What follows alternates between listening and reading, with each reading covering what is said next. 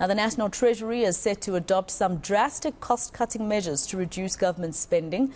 Business Leadership South Africa agrees with this decision, adding that if government spending isn't cut, a financial crisis is on the cards. The BLSA CEO joins us now to chat further about the state of government finances. This is Busi Mavuso. She is the CEO of BLSA. Thank you so much for your time here on ENCS. Busi, just firstly, I saw that the article basically says that we are heading for a disaster if we don't cut on government spending. A lot of South Africans would say, aren't we already in a disaster? We are, but things can be worse, Masejo, and I think that is the caution that we're actually trying to throw as the business community. So we are very worried about the mounting pressure that is currently placed on the National Treasury to open the spending taps. And this obviously is leading to the medium-term budget speech, and of course the elections next year. National Treasury is currently well aware of the challenges that we have as a country. It is well aware, that expenditure needs to be increased, and it has engaged, with the rest of government to seek out ways to save money. We are facing a difficult moment for government's fiscal management at the moment. Government revenue is suffering the reality of low economic growth, where tax collection has been less than expected, is very real, and that low growth has obviously increased the pressure for social grants that can relieve the poverty trap for many in the country. We have a National Treasury that is currently doing its best to constrain government spending, but that is currently falling on deaf ears. We only have two choices at the moment as a country. We need to cut back spending, or we are going to introduce a financial crisis. So we have to be clear what actions we take and what interventions we put in place at the moment, because if we take the wrong step, then we could be inducing a financial crisis. There is no spending, Masejo, where, we can somehow increase spending without putting the solvency and the state, the solvency of the state at risk. We are sitting with a cabinet which is very conscious of a national election next year, and we are worried about that populism that is coming through, and you have a National Treasury that is trying to push back, on that increased spending pressure. And we are merely saying as business that we have to heed the call from National Treasury, because what they are cautioning the country of is very real at the moment. Now, I like that you say that National Treasury has been trying to make sure that, measures are put in place to make sure that government spending does come into control, and that you use the words, it's been falling on deaf ears. Now, a lot of consumers would say that why must it be our responsibility then to assist, with the austerity measures, saying that they might even increase VAT. I mean, when VAT was increased to 15%, already the consumer felt that pinch. A lot of consumers would say, why must it be our responsibility to force government to do what it's supposed to?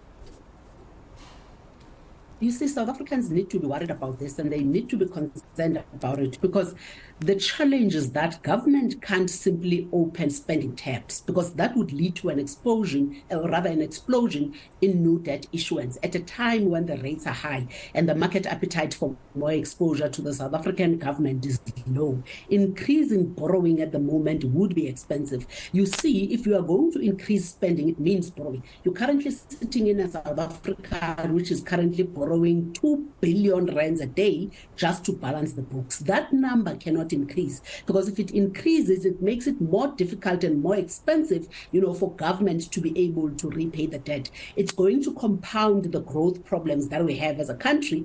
And business, is already worried about where the country is. Investors are already worried about where the country is.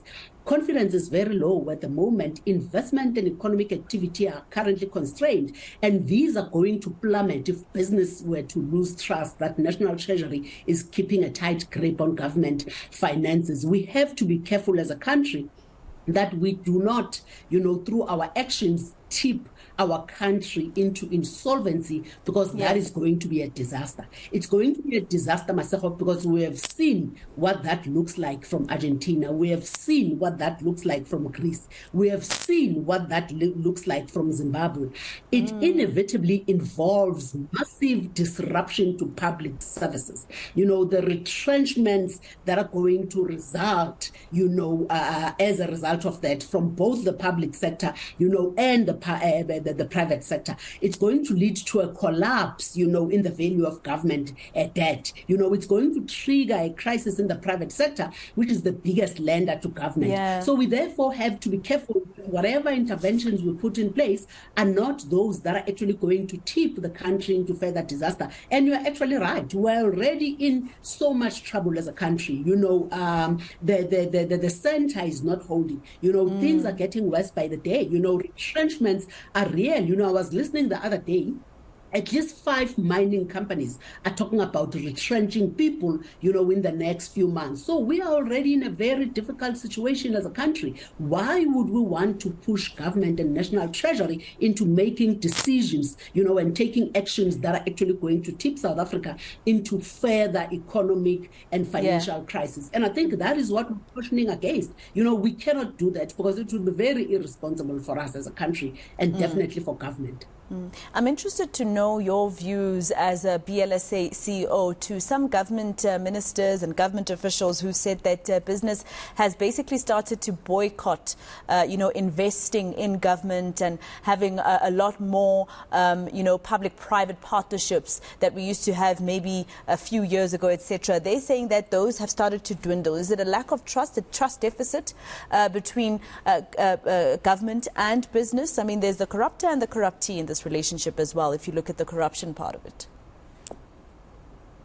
Exactly. So, but business is not holding back on anything. I think we are naive as a country to think that you would have a business community and a business sector that is performing very well in this constrained economic environment. So if the economy is feeling the pinch, you must know that business is also feeling the pinch, because we are a microcosm of the same society and this a microcosm of the same, economy as well. So I've just spoken about the fact that government is looking at retrenchments. So if there is less investment that is actually coming from business, it is because there is not much to invest, but it is also because the investor community is looking at what is happening at the country and they are worried. They are worried about the ability of South Africa to turn the corner. They are worried about the economic trajectory of the country. They are worried about our environment, which is not conducive at the moment, Maseko. They are worried about the fact that you sit without electricity for 10 hours a day, and that can be good for production. It can be good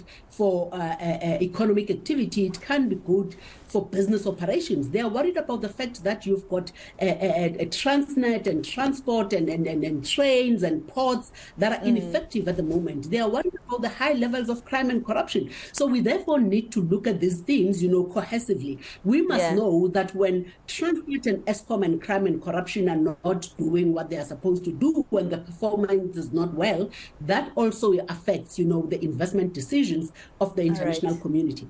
We need to understand that if South Africa is, and the JSE is 60% foreign owned, it means those investment decisions are not actually made in South Africa. They are made somewhere else in the world, and they look at what is happening in the country, and they have to wonder if South Africa is the right place for investing or if they should actually take their money elsewhere. Thank you so much for speaking to us, BLSA CEO Busi Mavuso.